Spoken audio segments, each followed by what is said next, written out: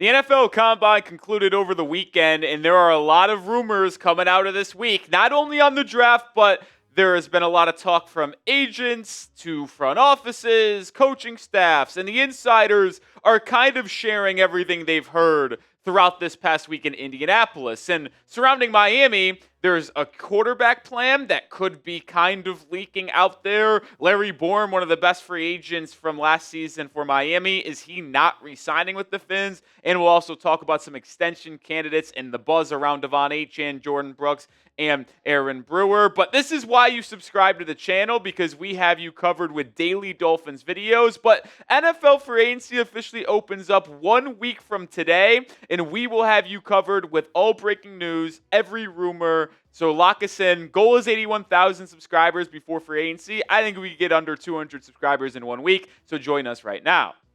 But let's start with the first type of rumors, and that's all about the quarterback position. And it's obviously the position that's the most important in the NFL, and it's the one that Dolphins fans are the most intrigued on. But we got to start by talking about what they're going to do with Tua. And all signs are pointing towards a post-June 1 release. Dan Graziano of ESPN said that the Dolphins continue to tell people that they've had talks in trade with teams and haven't given up on trying to trade Tua, and it would require them to pay a significant portion of his contract in 2026. But based on my conversations with other teams, I'm skeptical, and I expect Miami to release Tua by the third day of the league year. If you are not aware, if he is on the roster after March 13th, third day of the new league year, he has $3 million guaranteed in 2027 kick in. And obviously Miami isn't going to want that because he's not going to be on the team in 2027, let alone 2026. It is just inevitable at this point. And I don't want to continue to drag this conversation on in today's show, but I wanted to share another piece of information because it just kind of confirms what we all believe, that a post-June 1 release is coming. No team is going to trade for Tua with that contract. Miami would have to pay all of it, and I just don't see that coming to fruition over the next week, so a post-June 1 release is going to happen. But that brings us to his replacement. Who is going to be QB1 for the Miami Dolphins? Well, there has been a lot of dot connecting between Malik Willis and Miami this offseason, and ESPN continues to link Willis to Miami. But the truth is, I don't think, and many others don't believe, Willis is going to get a contract offer from Jon-Eric Sullivan worth the $30 million per season value that many believe he could get.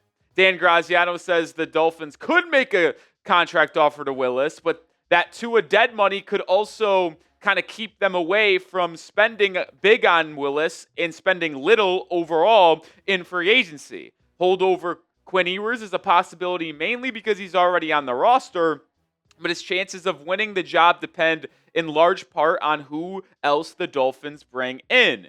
And as we continue to talk about Malik Willis over the next week into free agency starting, there has been buzz from Jordan Schultz, Ian Rappaport, that Malik Willis could get $30 million per season, like a 2-year, $70 million deal, which is crazy. I don't think Miami's going to go there. I think it's pretty evident they won't do that. But there is a chance that this number floated out there from Rappaport and Schultz could just be alt agent talk. His agent is David Mulligetta, one of the best in the business. No Drew Rosenhaus, who Miami obviously has worked with in the past. But I think Willis's agent could be pumping this up and feeding Schultz, Rappaport, this type of information to set the possibility and standard that it's going to cost $30 million from front offices per season to ultimately land Malik Willis. And this might all just be a media ploy, which is smart by Mulligetta's standpoint, but the contract might actually be a little bit lower per season. There has been some reported buzz that front offices aren't buying the $30 million per season for Willis, and the offer is more likely going to be between $20 and $25 million per season, which does make a little bit of sense, right? That was the Justin Fields contract a year ago, 2 years for $45 that he signed with the New York Jets. Now, would I sign Malik Willis to that type of contract? I actually wouldn't. I still am going to hold firm on my belief that I said a month ago, that I wouldn't give Willis more than a 1-year, $12, $13 million contract. He very well might be really good. But the truth is, I think the risk outweighs the reward. And for a team that's as limited financially as Miami is, offering a Daniel Jones 1 for 14, a Sam Darnold with the Vikings 1 for 12.5 or 1 for 10 is much more in line where this should be heading. So the fact that we're going to see 2 for 20 or 2 for 45 potentially still has me believing Miami isn't going to sign him. But I want you to predict it for me. Do the Dolphins sign Malik Willis next week? Not what you want. I want a prediction. Y for yes, N for no. Pin comment on today's episode. If I'm predicting it, I am firmly still going to believe no, it's not going to happen. I just think there are other teams that are more likely to spend in free agency on Malik Willis. I look at a team like the Arizona Cardinals. I look at a team like the Cleveland Browns.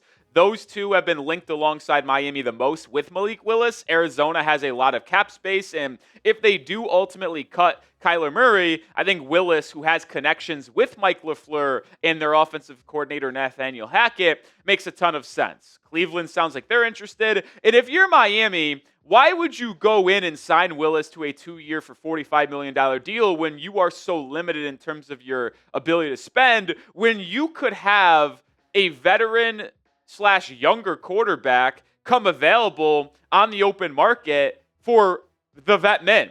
Like, there is legit buzz in very likely scenarios where Kyler Murray, Geno Smith, Kirk Cousins, and Justin Fields all are released over the next week and are free agents next week during the first week of the tampering period. And I'm not saying Cousins is better for Miami, and I don't even know if I'd want Kirk Cousins. I probably would lean no, but I could make the argument that I would rather have Kyler Murray or Geno Smith than Malik Willis, and those two guys, if you did sign them for a 1-year contract in 2026, would sign for the vet min because they're making a crap ton of money from their former team, just like Tua is from Miami when they cut him. Like Tua, when he goes to another team, is just going to sign for the vet min as well. So would you rather have Kyler Murray on the vet min, or would you rather have Malik Willis for $20 million per season? Yeah, I'm choosing Kyler Murray on a vet min without a question.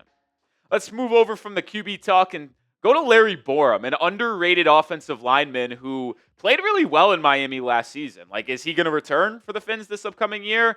Seems like it might be off the table. ESPN shared the note that Borom is in position for low-end starters' money at that right tackle position after 11 games for the Dolphins last year, and he was pretty good for Miami as well. And if he's getting low-end starter money, like ESPN suggests, that seems very unlikely the Dolphins are going to be able to retain him. So we'll talk more about that here in a second. But today's show is brought to you by GLD. Every guy has those go-to pieces, right? The shoes that go with everything, the pair of jeans that fit just right. But most guys are missing one thing, and that's jewelry. That's where GLD comes in. And this isn't cheap stuff. GLD only uses real gold. Every stone is hand set, and their production process is on a completely different level. You can see it. You can feel it. And for a limited time only, new customers are getting an insane deal. Use code CHAT to get 50% off at GLD.com.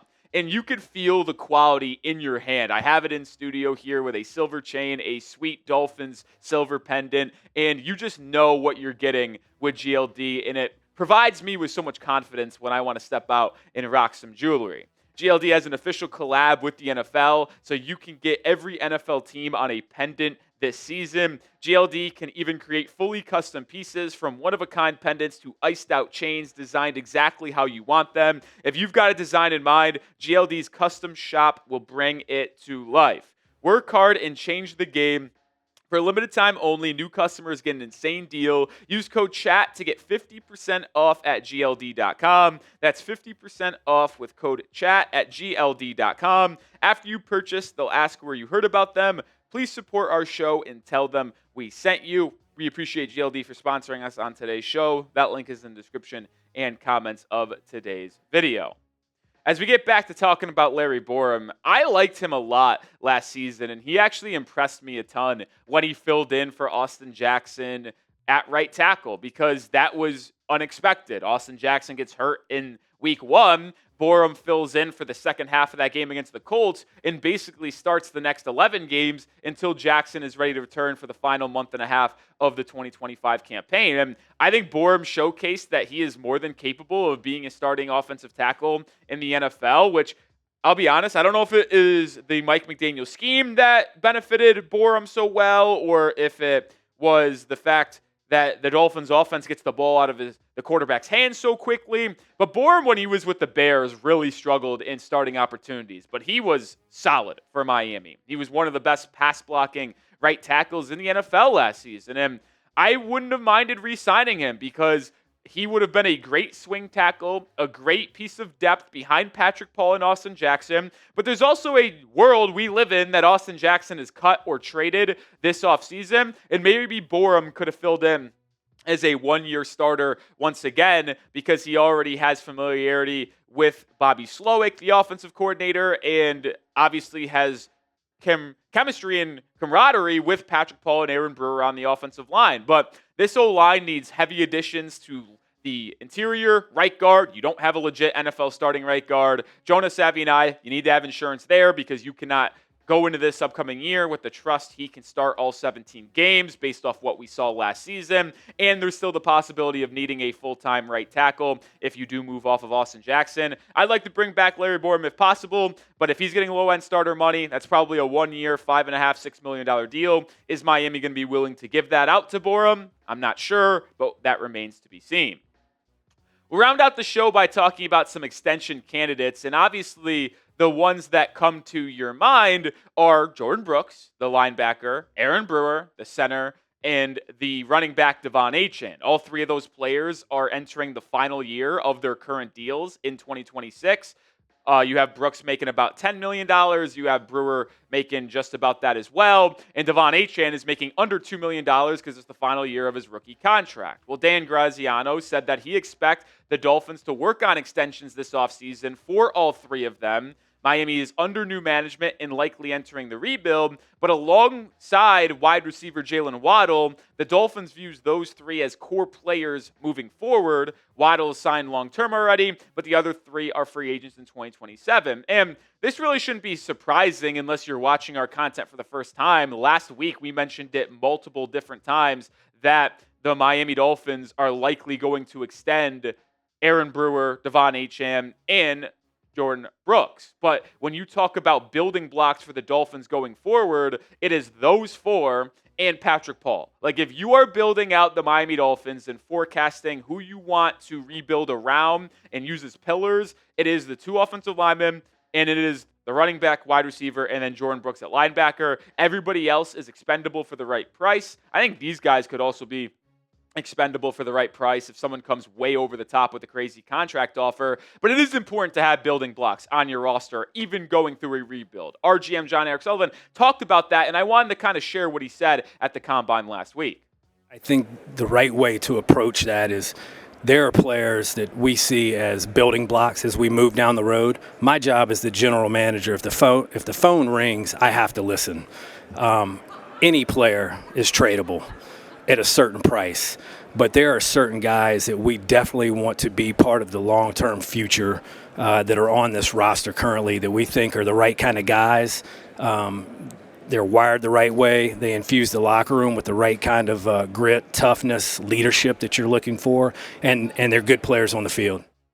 As Jon-Eric Sullivan talked about building blocks and keeping some high-level guys in this building long-term, you start to think about what Aaron Brewer, Jordan Brooks, and De'Von Achane could get in their extensions. We talked about Brooks and Brewer's potential extension on our video Sunday morning. In case you didn't see that, we kind of have a projected model here following other big contracts like we've seen with Creed Humphrey at the center position, like we saw at Jordan Brooks at linebacker with Zach Bond and his deal last season with Philadelphia.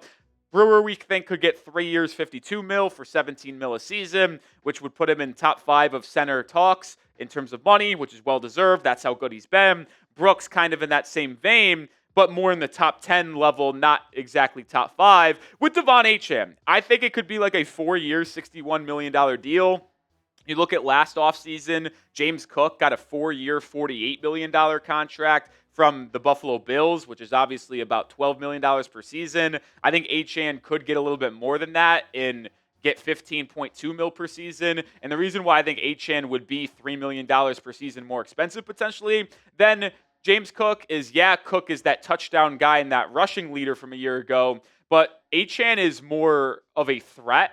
I think you factor in the receiving game, you factor in the game-changing speed, and I think opposing teams will mostly agree that De'Von Achane is more scary when you're game planning against, right? Like, I think more teams are concerned with De'Von Achane when creating up a defensive plan week in, week out than they are with James Cook. So, yeah, I do think Achane will get more than Cook. How much more remains to be seen, but I do think Achane will want at least $15 million per season. Is Miami smart in giving that out while rebuilding? That's a conversation to have a different time. But when you think about those extensions possibly coming in, I believe we could see Brewer or Brooks maybe this week, because extensions with those two guys, if you restructure and extend, could save money and create a little bit more cap space entering free agency next week. But Sully also did say that we're going to look at those potential extensions later in the offseason, which makes me think, all right, maybe May or June, after the dust settles from the NFL draft and undrafted free agency.